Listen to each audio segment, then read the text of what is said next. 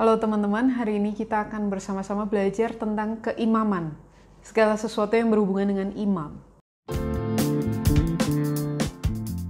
Imam adalah orang yang dipilih Tuhan untuk menjadi pengantara antara Tuhan dengan umatnya dan antara umatnya dengan Tuhan. Jadi peran imam ini memang sangat penting. Segala sesuatu yang berhubungan dengan peribadatan, keagamaan, bahkan kehidupan sehari-hari di Israel berhubungan dengan imam. Misalnya dalam mempersembahkan korban, harus imam yang mempersembahkannya. Kemudian dalam upacara pentahiran juga harus dilakukan oleh imam. Bahkan meminta keputusan dari Allah untuk hal-hal yang besar juga harus melalui imam. Dan peran mereka tidak sembarangan bisa digantikan oleh orang. Ada satu cerita ketika Raja Uzia, salah satu Raja Yehuda, menjadi sombong dan dia berniat untuk melangkahi tugas para imam, membakar ukupan di dalam bait suci. Imam Azaria dan imam-imam lainnya menegur dia dan berkata, Uzia keluar dari bait suci karena ini bukan perannya kamu. Ini adalah tugas para imam, engkau tidak berhak membakar ukupan. Raja Uzia jadi marah, tapi tiba-tiba Allah mengenakan penyakit kusta kepada Raja Uzia. Dan sebagai akibatnya dia harus diasingkan sampai seumur hidupnya. Jadi tugas imam merupakan sesuatu yang sangat serius, sakral, dan tidak bisa digantikan oleh sembarang orang. Yang dipilih oleh Tuhan untuk menjadi imam adalah Harun, kakak Musa, dan anak-anaknya, keturunannya. Dan Harun dipilih menjadi imam yang terbesar pertama kali. Dia disebut sebagai imam besar, dan jabatan ini nantinya diteruskan kepada anak sulungnya, yaitu Eleazar. Dari Eleazar diteruskan ke anak sulungnya lagi, yang bernama Pinehas, dan seterusnya. Jadi ini adalah jabatan turun-temurun untuk anak sulung dari keturunan Harun. Hari ini kita akan belajar beberapa hal yang penting. Yang pertama, Tuhan Yesus adalah imam besar kita yang sejati. Kita sudah belajar bahwa Tuhan Yesus adalah korban bakaran dan korban penghapus dosa yang sempurna, yang menghapus seluruh dosa kita dan memulihkan hubungan kita dengan Allah.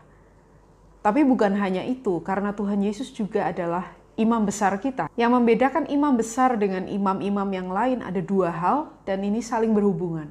Yang pertama adalah perannya atau tugasnya, dan yang kedua adalah pakaiannya. Ini berhubungan dengan yang pertama. Tugas imam besar yang tidak boleh diwakilkan oleh imam-imam lain adalah satu kali dalam setahun dia harus masuk ke dalam ruang Maha Kudus dan mengadakan pendamaian bagi Israel di hadapan Allah. Ini dilakukan pada saat Hari Raya Pendamaian. Dan ruang Maha Kudus ini sangat-sangat sakral, tidak bisa dimasuki oleh siapapun kecuali imam besar pada Hari Raya Pendamaian. Jadi di seluruh dunia ini hanya satu orang yang diperbolehkan untuk menghadap Allah. Karena Allah sudah berkata, di atas tutup pendamaian adalah tutup tabut perjanjian yang terletak di ruang Maha Kudus. Di atas tutup pendamaian itu aku akan berfirman, aku akan menyatakan diri. Dan yang bisa bertemu dengan Allah di tempat itu hanya imam besar.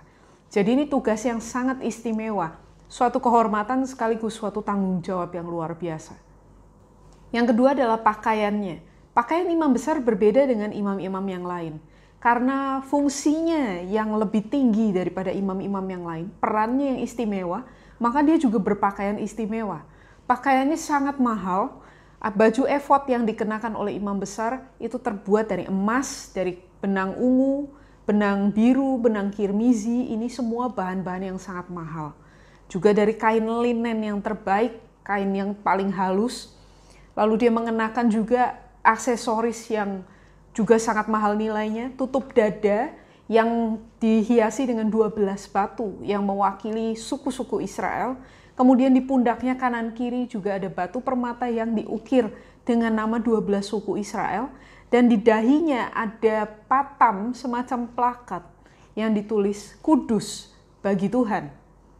Di bagian bawah gamis imam besar terdapat hiasan berupa buah delima yang merupakan lambang dari Israel.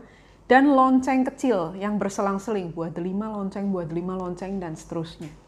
Ketika imam besar berjalan di tengah-tengah umat Israel, mereka mendengar bunyi lonceng itu dan mereka diingatkan bahwa wakil Allah ada di tengah-tengah mereka.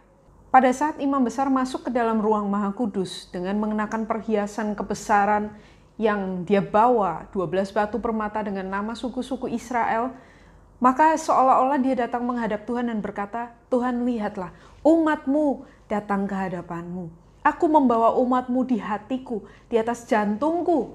Aku membawa kepentingan umatmu datang ke hadapanmu Tuhan.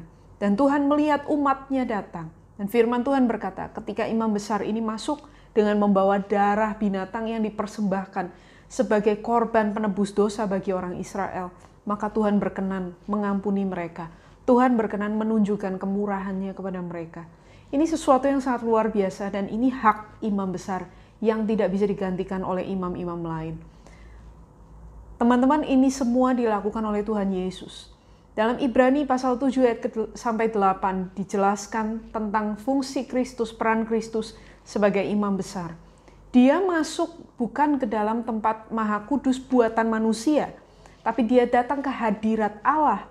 Dan di sana dia mempersembahkan bukan darah binatang, tapi darahnya sendiri. Dia membawa darahnya yang menjadi penebusan bagi dosa-dosa kita, sehingga Allah tidak lagi murka kepada kita. Sehingga hubungan kita dengan Allah dipulihkan.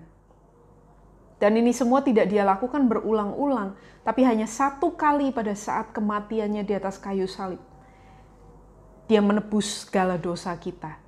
Jadi Kristus lebih agung dari kita semua. Dia lebih besar dari kita semua. Dia adalah yang sulung di antara kita semua. Dia lebih mulia dari kita semua. Dialah imam besar kita yang menjadi pengantar antara kita dengan Allah. Sehingga kita bisa datang ke hadapan Allah ketika kita berdoa dalam nama Yesus. Maka kita datang melalui dia kepada Allah. Dan di dalam Kristus Allah memberkati kita dengan segala berkat yang ada di sorga. Selain itu teman-teman, kita juga belajar bahwa saat ini kitalah imam-imam Allah. Kristus imam besar kita dan kita adalah imam-imam Allah. 1 Petrus 2 ayat 9, Petrus berkata, kamulah bangsa yang terpilih, imamat yang rajani, bangsa yang kudus, umat kepunyaan Allah sendiri. Kita adalah bangsa yang terpilih. Gelar ini tadinya adalah milik Israel saja. Tapi sekarang firman Tuhan berkata, bahwa kita ini orang-orang yang dipilih oleh Allah Bapa, dikuduskan oleh Roh Kudus, supaya kita taat kepada Tuhan Yesus Kristus dan menerima percikan darahnya. Ini adalah peringatan akan apa yang terjadi di Gunung Sinai ketika bangsa Israel mengikat perjanjian dengan Allah. Mereka dipilih oleh Allah, mereka disucikan bukan dengan roh tapi dengan air, dan mereka dipercikan darah binatang, darah perjanjian. Kita lebih-lebih lagi. Kita disucikan bukan dengan air, tapi oleh roh. Dan darah yang dipercikan kepada kita bukan darah binatang, tapi darah Yesus. Dan kita dipilih bukan karena kita baik. Sama seperti Harun dipilih, walaupun dia pernah melakukan kesalahan besar. Dalam Keluaran 32, dialah yang membuat patung anak lembu emas untuk disembah oleh orang Israel. Tapi Allah tetap memilih dia sebagai imam besar.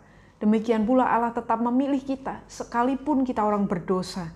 Jadi bukan karena kebaikan kita, tapi karena anugerah Allah. Dan sekarang sebagai bangsa yang terpilih, kita adalah imamat yang rajani. Ini merupakan referensi kepada Keluaran 19 ayat yang ke-6. Ketika Allah berkata pada Israel, kamu akan menjadi bagiku suatu kerajaan imam. Saat ini gelar itu adalah milik kita. Bagaimana kita menjadi imam untuk Allah?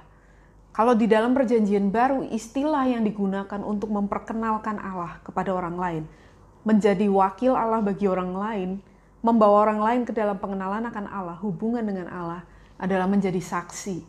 Tuhan Yesus berkata, kamu akan menerima kuasa kalau Roh Kudus turun atas kamu, dan kamu akan menjadi saksiku di Yerusalem, Yudea, Samaria, sampai ke ujung bumi. Bagaimana kita menjadi saksi Kristus?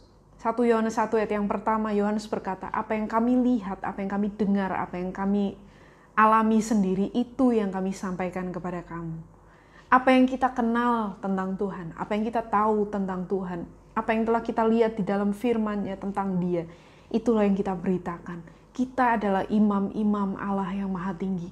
Melalui kita, orang lain akan datang kepada Allah. Melalui kita, imam besar kita akan diperkenalkan. Tuhan Yesus Kristus yang menjadi pengantar antara kita dengan Allah. Sampai jumpa pada video berikutnya. Tuhan berkati.